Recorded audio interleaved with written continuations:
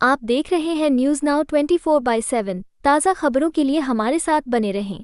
कांग्रेस नेता राजीव शुक्ला ने press conference को संबोधित करते हुए भाजपा और आप सरकार पर निशाना साधते हुए कहा, दूसरों के काम का श्रेय लेना भाजपा और आप सरकार की आदत रही है। भाजपा और आपके बीच लड़ाई सिर्फ इस बात की है कि कौन झूठा श्रेय लेता है, दूसरों के काम की तारीफ कौन करता है। पीएम मोदी ने डॉक्टर मनमोहन सिंह की योजनाओं का उद्घाटन करके उनके काम का श्रेय लेने की कोशिश की, लेकिन मनमोहन सिंह ने कभी ऐसी चीजों पर आपत्ति नहीं जताई। यहां तक कि चंद्रयान परियोजना भी मनमोहन सिंह की ही देन थी। राजीव शुक्ला ने कहा, दिल्ली में गरीबों के लिए हजारों मकान खाली पड़े हैं, वे ढह रहे हैं, टूट रहे हैं, लेकिन उन्हें आवंटित नहीं किया जा रहा है, क्योंकि इसका श्रेय देना पड़ेगा। केंद्र की कांग्रेस सरकार ने जवाहरलाल शहरी नवीकरण मिशन के तहत 14 अलग अलग स्थानों पर गरीबों के लिए 52,344 फ्लैट बनाने के लिए दिल्ली के साथ अनुबंध किया था। इसकी लागत 2,415.82 करोड़ रुपए तय की गई थी। इसे बनाने की जिम्मेदारी DSIEDC और DUSIB को दी गई थी। दुर्भाग्य की बात यह है कि सालों पहले 35,744 फ्लैटों के निर्माण के बाद भी गरीबों को केवल 4,833 फ्लैट ही आवंटित किए गए। राजीव शुक्ला ने आगे कहा, बीजेपी और आपकी लड़ाई के कारण 30,303 मकान किसी को आवंटित नहीं किए गए। वहीं निर्माणाधीन 16,600 मकान भी अब जर्जर हालत में हैं। आप और बीजेपी के बीच श्रेय लेने की लड़ाई ने दिल्ली की जनता को बहुत नुकसान पहुंचाया है।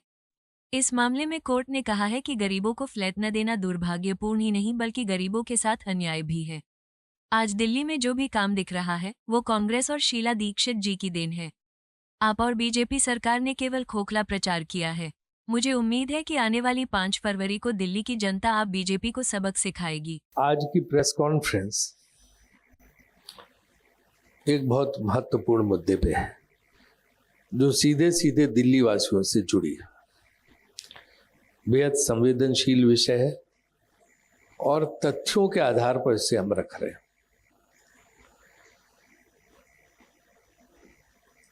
जैसा कि आपको पता है कि भारतीय जनता पार्टी और आम आदमी पार्टी दोनों में किस बात की लड़ाई है, कौन श्रेय लूट ले, कौन झूठा श्रेय लूट ले, कौन दूसरे के काम की तारीफ खुद ले ले, इसकी होड़ मची। आप एक एक करके देख लीजिए। हर दूसरे के कामों की श्रेय लेना।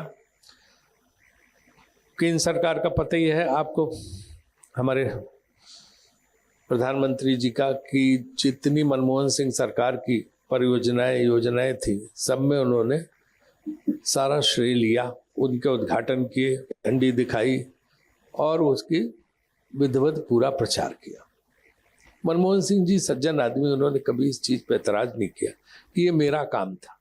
मैं तो खुद सरकार में मंत्री था, इतना काम करते थे। यहाँ तक कि जो चंद्रयान परियोजना थी वो भी मनमोहन सिंह जी की देन थी। बहरहाल वो तो एक भूमिका मैंने आपको बताई, लेकिन ये विषय जो है दिल्ली से जुड़ा हुआ है। और कैसे सालों से दिल्ली के गरीबों के लिए हजारों मकान खाली पड़े हैं, जो ढह रहे हैं, टूट रहे हैं, उनकी हालत जीर्ण शीर्ण हो रही है, लेकिन उनको आवंटित नहीं किया जा रहा है, क्योंकि इसका श्रेय किसको मिले। इस वजह से ये इस चीज का जो है लबोलवाब है। कांग्रेस की केंद्र सरकार ने जवाहरलाल शहरी नवीनीकरण मिशन के तहत दिल्ली के साथ एक अनुबंध करके 14 अलग अलग स्थानों पर 52,344 फ्लैट गरीबों के लिए बनाने का अनुबंध किया था। आपको यह वीडियो पसंद आया हो तो इसे लाइक करें, हमारे चैनल को सब्सक्राइब करें। 2.82 करोड़ निर्धारित की गई थी। इसको बनाने का दायित्व DSIEDC और DUSIB को दिया गया था, क्योंकि हमने जवाहरलाल नेहरू मिशन शुरू किया था, urban renewal mission, urban development mission. आपको सही बसें भी जो थी सब में लिखा हुआ था JNUR। ये सब मनमोहन सिंह सरकार के जमाने में शुरू हुआ था। मगर दुर्भाग्यपूर्ण बात यह थी कि वर्षों पहले 44 में से 35,744 फ्लैट का निर्माण पूरा हो चुका था, जिसमें से सिर्फ 4,833 फ्लैट गरीबों को दिए गए। 30,303 घर जो अलॉटमेंट के लिए एकदम तैयार थे, उसे भाजपा और आम आदमी पार्टी की लड़ाई की वजह से किसी को अलॉट नहीं किया गया और 16,600 घर जो निर्माणाधीन थे वो भी अब खस्ता हाल में पहुंच गए हैं। यह तथ्य 19 अक्टूबर 2023 को दिल्ली उच्च न्यायालय के आदेश में प्रकाश में आया है। आप और भारतीय जनता पार्टी की श्रेय की लड़ाई इस कदर दिल्ली को नुकसान पहुंचाने वाली थी कि केंद्र की मोदी सरकार ने 31 दिसंबर 2020 को एक सर्कुलर जारी करके कहा कि जो निर्मित घर बचे उन्हें अफोर्डेबल रेंटल हाउसिंग कॉम्प्लेक्स की योजना के तहत प्रवासी और गरीबों को दिए जाएं। मगर केजरीवाल सरकार इन घरों को दिल्ली की पुनर्वास नीति के तहत झुग्गी झोपड़ी को देने की बात पे अड़ी रही है। एक कह रहा झुग्गी झोपड़ी को दो, एक कह रहा था इनको दो गरीबों को। इस झगड़े वाले की गरीब तो दोनों ही है, किसी को भी मिल जाते। और उससे बनाए हुए थे मनमोहन सिंह कांग्रेस सरकार की योजना थी। यह लड़ाई इतनी बढ़ गई कि इसके लिए भी MOU नहीं हुआ और हालत जस के तस बने रहे। अंततः 18 सितंबर 2023 को दिल्ली हाई कोर्ट ने एक हाई पावर कमेटी बनाई और यह निर्देश दिए कि फ्लैट्स जल्द से जल्द गरीबों को दे दिए जाएं। इस कमेटी में secretary ministry of housing and urban affairs, Bharat सरकार, vice chairman DDA, chairperson Delhi urban shelter development board, chairman Delhi Jal board, principal secretary national capital territory of Delhi आदि को रखा गया। मगर दुर्भाग्यपूर्ण बात है कि कोर्ट के कहने के बावजूद भी केंद्र और राज्य सरकार ने कोई एक्शन नहीं लिया, अभी तक नहीं लिया।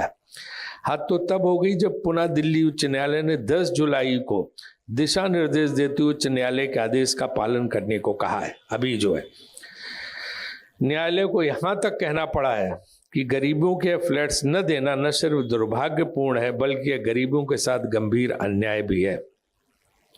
कैसे 10 सालों से दिल्ली का हित भाजपा और आपकी लड़ाई की भेंट चढ़ रहा है और इसका खामियाजा दिल्ली की जनता को भुगतना पड़ रहा है। मुझे उम्मीद है कि 5 तारीख को जो है जनता इस बात का सबक सिखाएगी और जो किसी ने अगर दिल्ली में काम करके दिखाया, आपने देखा होगा, तो शीला दीक्षित सरकार ने किया। आज जितने भी फ्लाईओवर, जितना भी सब आप देखते हैं, सब शीला दीक्षित सरकार के देन है, कांग्रेस सरकार के देन है। उसके बाद तो सिर्फ उद्घाटन, बोर्ड, प्रचार, विज्ञापन यही सब रहा है।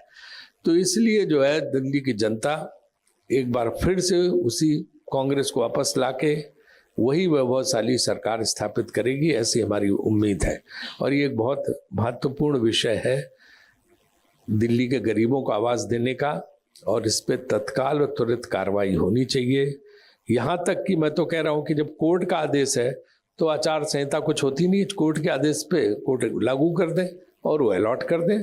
ड्यूरिंग इलेक्शन भी अलॉट हो सकता है, इसमें क्या बात है। जब कोर्ट का आदेश है उसमें तो आचार संहिता का इशू है नहीं। तो इसलिए बात को हम बहुत पुरजोर ढंग से उठा रहे हैं और आप लोगों से पूरा आग्रह है कि जो है इसको अगर आप प्रमुखता देंगे तो तमामों गरीब परिवारों का इसमें फ़ायदा होगा।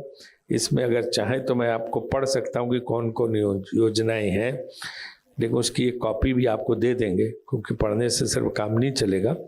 Construction of 4 storied EWO house for some developers at 16B site Dwarka. दूसरा 16B site number 3 Dwarka.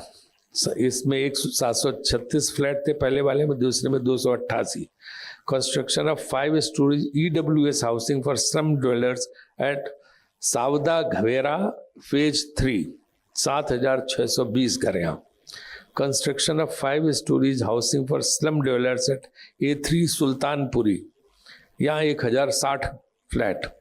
Construction of 5 storeys housing for slum developers at Bhalswa Jahangirpuri, 7,400 flat. Construction of 5 storeys housing for slum developers at block sector 16B फिल Dwarka phase 2 Dwarka, 980।